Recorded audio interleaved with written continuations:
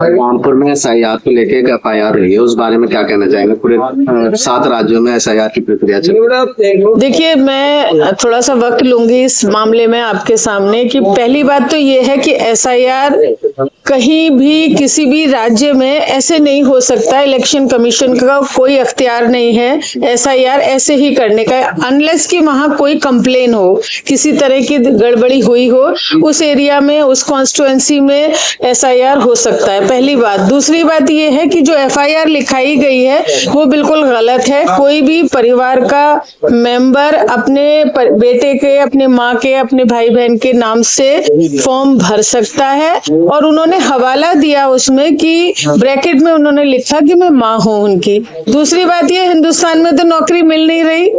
जब हिंदुस्तान में नौकरी नहीं मिल रही तो भाई कोई ना कोई विदेश में काम करने जाना है, अपने पेट पालने के लिए, अपने परिवार को पालने के लिए, एक मजबूरी है। और तीसरी बात ये है कि जो ये एसआईआर निष्पक्षता से हो, और हमने मांग ये की थी कि इसका समय अवधि बढ़े, क्योंकि कोई नौकरी पे गया है, कोई बीमार है, कोई कहीं और व्यस्त है, तो उसे पूरा मौका मिलना चाहिए ताकि वो अपने नाम को दर्ज करा सके सूची के अंदर। एक लास्ट सवाल, संसद में जो है वंदे मातरम पे बहस हो रही है, तो देश के जरूरी मुद्दे हैं उन्हें छोड़कर, तो उस पर आप क्या कहना चाहते हैं? देखिए, भारतीय जनता पार्टी चुनाव के लिए हर हथकंडा अपनाना जानती है।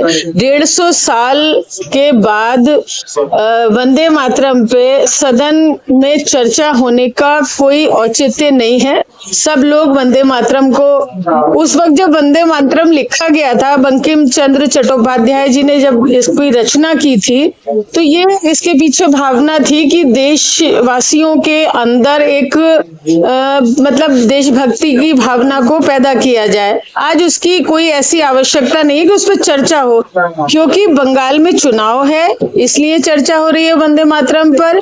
और जिनका वंदे मातरम से कोई लेना देना नहीं, जिन्होंने देश की आजादी में कोई हक अदा नहीं किया, कोई रोल उनका नहीं था, और वो आज वंदे मातरम पे चर्चा कर रहे हैं, इसकी कोई जरूरत थी नहीं। हर आदमी देशभक्त है, चाहे वो हिंदू हो, मुस्लिम हो, सबके दिल में जज्बा है, और हर आदमी वंदे मातरम को मानता है। कोई ऐसी बात नहीं है, चर्चा की कोई आवश्यकता नहीं थी। आपके द्वारा जो है सत्र में उसका हाईकोर्ट बेंच का मुद्दा उठाया गया था, लोगों में इस बात को लेके आपकी कितनी संभावना है कि ये आपके जो मुद्दा उठाया है उस पर ये काम हो जाएगा? देखिए, बहुत साल से 40-45 साल से संघर्ष कर रहे हैं पश्चिमी उत्तर प्रदेश के अधिवक्ता भी, और आम जनमानस के लोग भी चाहते हैं कि पश्चिम में कहीं जो है हाईकोर्ट की बेंच बने, और उसके लिए मेरी कई वकीलों से और बार के अध्यक्ष से मुरादाबाद में चर्चा हो रही थी।